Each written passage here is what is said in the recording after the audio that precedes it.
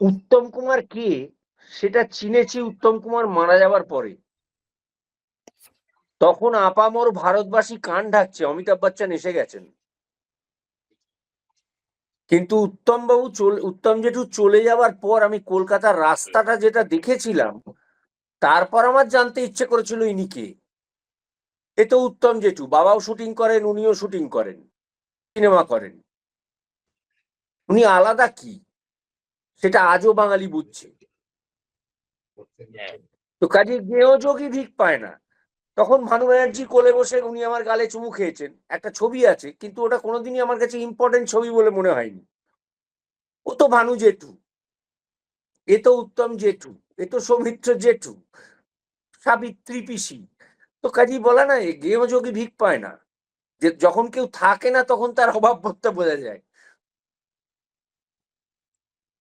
এদের দেখেই আমি যা শেখা শিখেছি, ব্ল্যাক অ্যান্ড হোয়াইট ছবি থেকেই যা শেখা শিখেছি। এবং কোথাও না কোথাও কোনো না কোনো চরিত্রে তাদের কোনো না কোনো ইনফ্লুয়েন্স থেকে যাবেই। মানে এটা থাকবেই, প্রভাব একটা থাকবেই। যারা খুব বড় না কোনো কোনো বিষয়ে, তাদের সেই ধরনের কোনো চরিত্র যদি করতে হয়, তাদের থেকে বেরিয়ে গিয়ে করা যায় না সম্পূর্ণ। কোথাও না কোথাও একটা ছাপ থেকে যায়।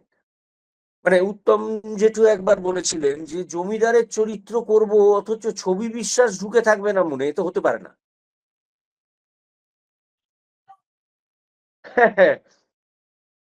তো কাজেই কোথাও না কোথাও একটা ইনফ্লুয়েন্স থাকে।